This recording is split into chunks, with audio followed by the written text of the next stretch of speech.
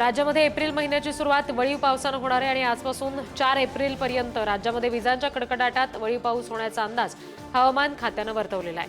8 जिल्ह्यांना orange alert दिला गेलेला आहे तर 30 जिल्ह्यांना येलो अलर्टचा इशारा आहे। दरम्यान एप्रिलमध्ये 88 ते 112% वळीव पाऊस पडण्याची शक्यता आहे। एप्रिल ते जून दरम्यान तापमान सरासरीपेक्षा जास्त राहील असा अंदाज व्यक्त केला गेलाय। त्यामुळे सतर्क राहावं असा इशारा हवामान खात्यानं सगळ्या नागरिकांना दिलेला आहे।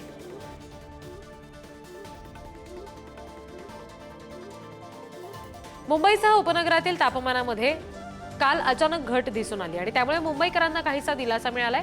31 मार्च रोजी कमाल तापमान 35 अंश सेल्सिअसवर जाईल असा अंदाज वर्तवला गेला होता।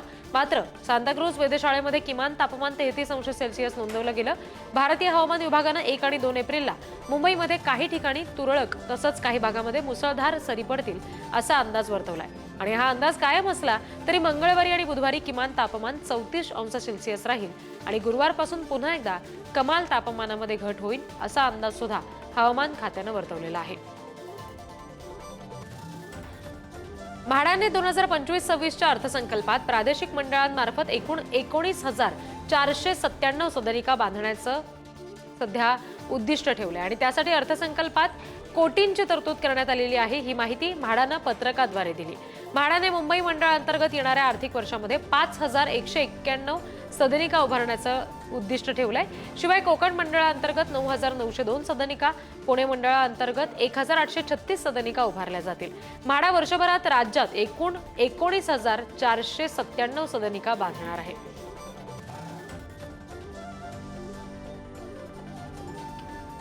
राज्यामध्ये महायुतीचं सरकार आल्यास शेतकऱ्यांची कर्जमाफी केली जाईल असं आश्वासन देण्यात आलं होतं। मात्र आता किमान 3 वर्ष कर्जमाफी करता येणार नसल्याचं विधान अर्थमंत्री अजित पवार यांनी केलं आणि त्यानंतर शेतकऱ्यांमध्ये प्रचंड रोष पाहायला मिळतोय। महायुतीतील प्रमुख नेत्यांनी निवडणुकीदरम्यान दिलेला आपला शब्द पाळावा आणि शेतकऱ्यांना कर्जमुक्त करावं। बँकेकडून सक्तीची वसुली केली जात आहे ती तात्काळ थांबवावी या मागण्यांसाठी बुलढाण्याच्या चिखली शहरातील जिल्हा केंद्रीय सहकारी बँक समोर शेतकऱ्यांनी जोरदार निदर्शनं केली। अमरावती जिल्ह्यातील मेळघाटातील अतिदुर्गम आदिवासी बहुल भाग असलेल्या गावात अजूनही वीज नाहीये। मेळघाटातील 22 गावांमध्ये 78 वर्षांनंतर सुद्धा वीज पोहोचू शकली नाही। वीज पोहोचवण्यात प्रशासन अपयशी ठरलं। त्यामुळे काटकुंभ या गावच्या सरपंच ललित बेठेकर यांनी थेट राष्ट्रपती मुर्मू यांच्याकडे विजेचा प्रश्न उपस्थित केला आणि त्यावर अमरावतीचे पालकमंत्री चंद्रशेखर बावनकुळे यांनी प्रतिक्रिया दिली आहे। मेळघाटातील 22 गावांमध्ये पारंपरिक वीज द्यायला आणखी 3 वर्ष लागतील असं ते म्हणाले। नागपूर जिल्ह्यातील येनवेरा गावातील SBL एनर्जी या स्फोटक बनवणाऱ्या कंपनीच्या गोदामाला आग लागल्याची घटना घडली। आगीची माहिती कळताच अग्निशमन दल घटनास्थळी दाखल झालं। 2 तासाच्या प्रयत्नानंतर आगीवर नियंत्रण मिळवण्यात यश आलंय। मात्र आगीत 2 मशीन्स जळून खाक झाल्या। सुदैवाने याच्यात जीवितहानी झाली नाही। आग शॉर्ट सर्किटमुळे लागली अशी प्राथमिक माहिती सध्या समोर येते। गोदामात साधारण 1 ते 1.5 हजार मेट्रिक टन अमोनियम नायट्रेटच्या पिशव्या होत्या, त्यांना सुद्धा आग लागली। जालन्यामध्ये वाळूचं अवैध उत्खनन करून वाळूची चोरटी वाहतूक करणाऱ्या 5 जणांना पोलिसांनी जेरबंद केलं। जालन्याच्या गोंदी पोलिसांनी ही कारवाई केली। कारवाईमध्ये 21 लाखांचा मुद्देमाल पोलिसांनी जप्त केलाय। सिद्धेश्वर फाटा इथे गोदावरी नदी पात्रामध्ये अवैधरित्या वाळूचं उत्खनन करून चोरटी वाहतूक केली जात होती आणि ही माहिती गोंदी पोलिसांना मिळाली होती। त्या माहितीच्या आधारे पोलीस पथकानं सदर ठिकाणी छापा मारला। एकूण 5 वाळू चोरांना ताब्यात घेतलं। पोलीस या प्रकरणाचा पुढचा तपास सुद्धा करतायत। उल्हासनगरमध्ये पोलीस बनून आलेल्या दोघांनी आणि त्यांच्या 2 भामट्या साथीदारांनी एका व्यक्तीची काही लाखांची फसवणूक केली।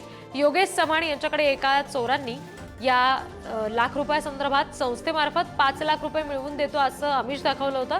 शिवाय त्याच भामट्याजवळ असलेली पैशाची बॅग सुद्धा त्यांनी योगेशांना दाखवली आणि त्यामुळे या भामट्यांवर विश्वास ठेवत योगेश यांनी 1 लाख रुपये दिले आणि चोर पसार झाले। या प्रकरणाचा तपास केल्यानंतर पोलिसांनी पैसे परत मिळवून दिलेले असून आता या सगळ्या संदर्भात 5 आरोपींना अटक केलेली आहे।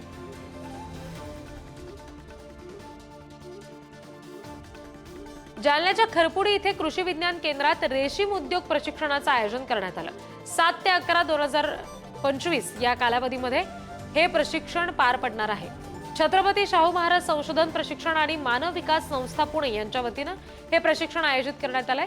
या प्रशिक्षणामध्ये सहभागी होण्यासाठी सारथी पोर्टलवर ऑनलाईन अर्ज करणं आवश्यक आहे आणि अर्जदार हा महाराष्ट्रातला मराठा, कुणबी मराठा अथवा कुठल्याही प्रवर्गातला असावा, तो 10वी पास असावा असं कळवलं गेलंय।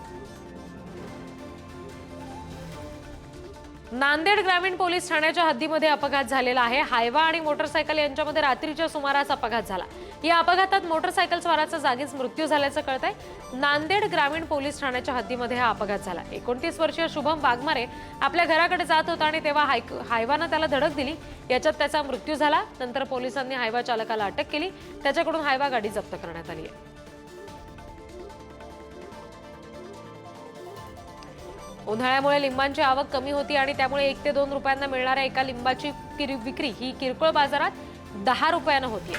गेल्या महिनाभरापासून लिंबू महागलेला आहे। मागणीच्या तुलनेमध्ये आवक कमी होत असल्यानं दर तेजीत आहेत। उन्हाळ्यामुळे लिंबाच्या प्रतवारीवर परिणाम झालाय आणि गेल्या पंधरवड्यामध्ये घाऊक बाजारात लिंबाच्या एका गोणीचा दर 600 ते 900 रुपये होता। मात्र आता लिंबाच्या एका गोणीची विक्री 1,500 ते 2,000 रुपये दरानं केली जाते।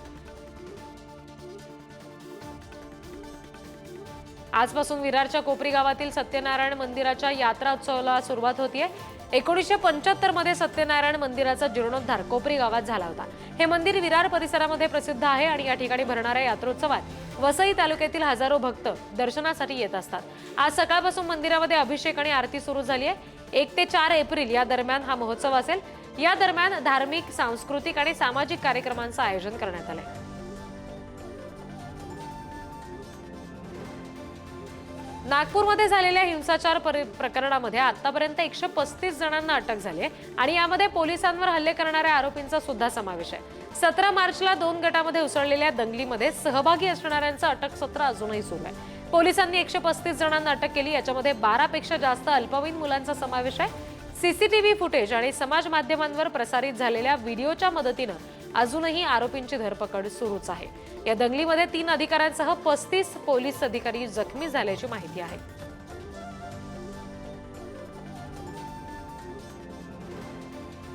राज्यातल्या शाळांना स्वयंमूल्यांकनासाठी 10 एप्रिल पर्यंत मुदतवाढ देण्यात आली आहे। सर्व शाळांचं मूल्यांकन करण्यासाठी राज्य शैक्षणिक संशोधन आणि प्रशिक्षण परिषदेने पुण्यामध्ये राज्य शाळा मानक प्राधिकरण कक्षाची स्थापना केली आहे। या प्राधिकरणाच्या माध्यमातून शाळांना स्वयंमूल्यांकनासाठी 15 मार्च पर्यंत मुदतवाढ देण्यात आली होती आणि यानंतर पुन्हा एकदा त्याच्यात वाढ करत 31 पर्यंतची मुदतवाढ दिली।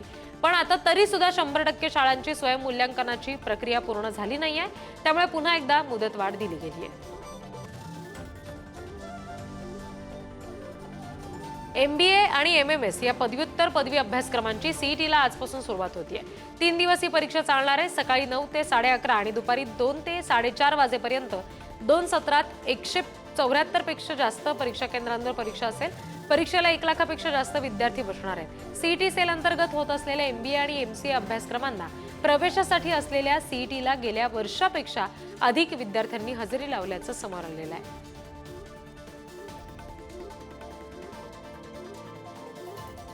Thank you.